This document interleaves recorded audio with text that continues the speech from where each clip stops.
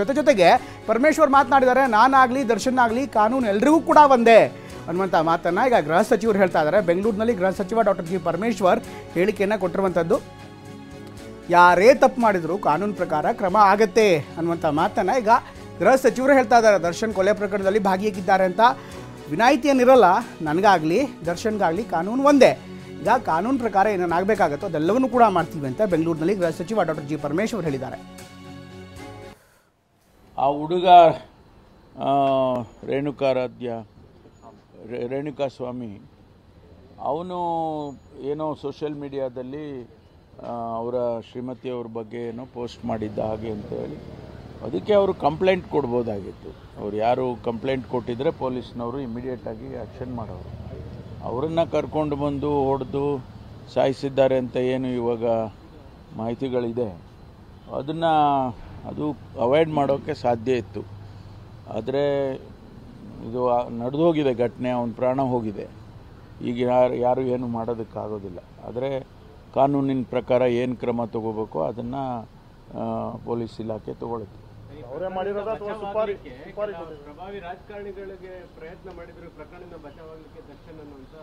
ಇಲ್ಲಪ್ಪ, ಯಾರು ನನಗೆ ಗೊತ್ತಿದ್ದಂಗೆ ಯಾರು ಪ್ರಯತ್ನ ಮಾಡಿಲ್ಲ, ಅಥವಾ ನಮ್ಮ ಹತ್ರ ಯಾರು ಪ್ರಯತ್ನ ಮಾಡಿಲ್ಲ. ಹಾಗಾಗಿ ಕಾನೂನಿನಲ್ಲಿ ಏನು ಕ್ರಮ ತಗೊಳ್ಳೋದಕ್ಕೆ ಅವಕಾಶ ಇದೆ ಅದನ್ನು ತಗೊಳ್ತಾರೆ. ಅದನ್ನು ನಾವು ಯಾರೂ ಕೂಡ ಸರ್ಕಾರದಿಂದ ನಾವ್ಯಾರೂ ಇಂಟರ್ಫಿಯರ್ ಆಗೋದಿಲ್ಲ. ಅವರಿಗೆ ಫ್ರೀ ಹ್ಯಾಂಡ್ ಕೊಟ್ಟಿದ್ದೀವಿ ಪೊಲೀಸ್ನವ್ರಿಗೆ. ಅವ್ರ ಕಾನೂನು ಪ್ರಕಾರ ಏನು ಕ್ರಮ ತಗೋಬೇಕೋ ತಗೊಳ್ತಾರೆ. ಸಾಮಾನ್ಯವಾಗಿ ಊಟ ಇಲ್ಲದೆ ಸಾಯಿಸೋಕ್ಕಾಗೋದಿಲ್ವಲ್ಲ, ಊಟ ತರಿಸ್ಕೊಡ್ತಾರೆ. ಅದರಲ್ಲಿ ಬಿರಿಯಾನಿ ತಂದು ಕೊಟ್ಟಿದ್ದಾರಾ, ಚಿಕನ್ ತಂದು ಕೊಟ್ಟಿದ್ದಾರಾ ಅದು ಗೊತ್ತಿಲ್ಲ ನನಗೆ. ಸಾಮಾನ್ಯವಾಗಿ ಊಟ ಇಲ್ಲದೆ ಸಾಯಿಸೋಕ್ಕಾಗೋದಿಲ್ಲ. ಒಂದು ಕಡೆಗೆ ಪರಮೇಶ್ವರ್ ಮಾತುಗಳನ್ನು ಹೇಳ್ತಿದ್ದಾರೆ. ದರ್ಶನ್ ಮತ್ತು ಗ್ಯಾಂಗ್ನಿಂದ ರೇಣುಕಾಸ್ವಾಮಿ ಹತ್ಯೆ ಕೇಸಿಗೆ ಸಂಬಂಧಪಟ್ಟಂತೆ ಇನ್ನಷ್ಟು ವಿವರ ಬರ್ತಾ ಇದೆ. ರೇಣುಕಾಸ್ವಾಮಿ ಕುಟುಂಬಕ್ಕೆ ಪರಿಹಾರ ನೀಡೋ ಬಗ್ಗೆ ಚರ್ಚೆ ಆಗ್ತಾ ಇದೆ. ಇದನ್ನು ಗಮನಿಸ್ತೀವಿ ನಾವು. ಯಾವ ರೀತಿ ಪರಿಹಾರ ಕೊಡೋದಕ್ಕೆ ಸಾಧ್ಯತೆ ಅಂದರೆ ಅಫ್ಕೋರ್ಸ್ ಎಷ್ಟರ ಮಟ್ಟಿಗೆ ಕಾನೂನಲ್ಲಿ ಅವಕಾಶ ಇದೆ ಅದು ಕೂಡ ನೋಡಬೇಕಾಗತ್ತೆ. ಬೆಂಗಳೂರಿನಲ್ಲಿ ಗೃಹ ಸಚಿವ ಡಾಕ್ಟರ್ ಜಿ ಪರಮೇಶ್ವರ್ ಈ ಒಂದು ಹೇಳಿಕೆಯನ್ನು ಕೊಟ್ಟಿದ್ದಾರೆ. ಯಾಕೆಂದರೆ ಕೊಲೆ ಆದಂಥ ಸಂದರ್ಭದಲ್ಲಿ ಎಲ್ಲರಿಗೂ ಕೂಡ ಪರಿಹಾರ ಕೊಡೋದಕ್ಕೆ ಕಾನೂನಲ್ಲಿ ಅವಕಾಶ ಇಲ್ಲ, ಆದರೆ ನ್ಯಾಯ ಕೊಡಿಸ್ಬೋದಷ್ಟೇ.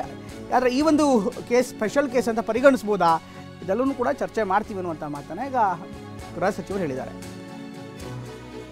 ರೇಣುಕಾಸ್ವಾಮಿ ಕುಟುಂಬದ ಪರವಾಗಿ ಸರ್ಕಾರ ಯಾವ ರೀತಿ ನಿಲ್ಲುತ್ತೆ ಅಂತ ಅದೇ ಈಗ ನೋಡಬೇಕು. ನಾನು ಇವತ್ತು ಮುಖ್ಯಮಂತ್ರಿಗಳ ಜೊತೆಯಲ್ಲಿ ಮಾತಾಡ್ತೇನೆ. ಅವ್ರ ಮನೆಯವರಿಗೆ, ಕುಟುಂಬ ವರ್ಗದವರಿಗೆ ಏನು ಮಾಡಬೇಕು ಏನು ಅಂತೇಳಿ ಚರ್ಚೆ ಮಾಡ್ತೇನೆ ಮುಖ್ಯಮಂತ್ರಿಗಳ ಜೊತೆ.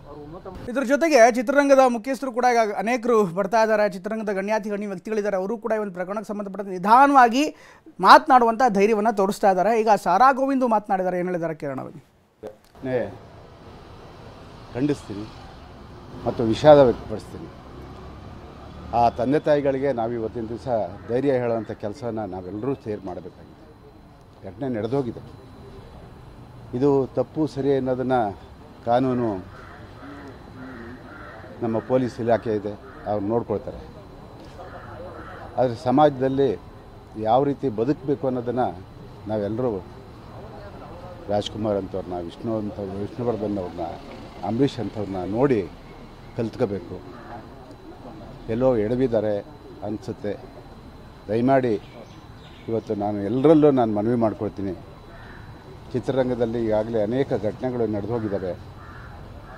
ಈ ಘಟನೆಗಳು ಇನ್ನೂ ಮಾಸದಕ್ಕೆ ಮುಂಚೆನೇ ಇದೊಂದು ಘಟನೆ ಇವತ್ತು ಇಡೀ ಚಿತ್ರರಂಗಕ್ಕೆ ಶೋಭೆ ತರುವಂಥದ್ದಲ್ಲ.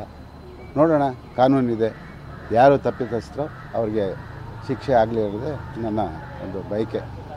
ಯಾಕೆಂದರೆ ಕಾನೂನು ಮುಂದೆ ನಾವ್ಯಾರೂ ಇಲ್ಲ. ನಾವೆಲ್ಲರೂ ಕೂಡ ಕಾನೂನನ್ನು ಗೌರವಿಸುವಂಥ ಜನ. ಹಾಗಾಗಿ ಇವತ್ತು ಕಾನೂನಿಗೆ ನಾವೆಲ್ಲ ತಲೆ ಬೇಕಬೇಕಾಗುತ್ತೆ. ಆ ಕೆಲಸ ಪೊಲೀಸ್ ಇಲಾಖೆ ಮಾಡುತ್ತೆ, ಮಾಡಲಿ. ಏನೇ ಇದ್ದರೂ ಯಾರೇ ತಪ್ಪು ಮಾಡಿದ್ರು ಕೂಡ ಕರೆಸಿ ಕೂರಿಸಿ ಮಾತನಾಡುವಂಥ ಸೌಜನ್ಯ ನಮ್ಮಲ್ಲಿರಬೇಕು. ಆ ಸಂಸ್ಕೃತಿಲೇ ಕರ್ನಾಟಕ ಬೆಳ್ಕೊಂಬಂದಿರೋದು. ಅದನ್ನು ಮೀರಿ ಯಾರು ಹೋಗಬಾರ್ದು ಅನ್ನೋದೇ ನನ್ನ ಬಯಕೆ. ನಿಜ, ಸಾರಾ ಗೋವಿಂದ್ ಅವರು ಹೇಳ್ತಾ ಇದ್ರು, ರಾಜ್ಕುಮಾರ್ ಅಂತವರು, ವಿಷ್ಣುವರ್ಧನ್ ಅಂತವರು ಮಾಡೆಲ್ ಆಗಬೇಕೇ ವಿನಃ ಯಾವುದೋ ಥರ್ಡ್ ಕ್ಲಾಸ್ ವ್ಯಕ್ತಿಗಳು ಯಾವತ್ತೂ ಕೂಡ ಮಾಡೆಲ್ ಆಗಬಾರ್ದು.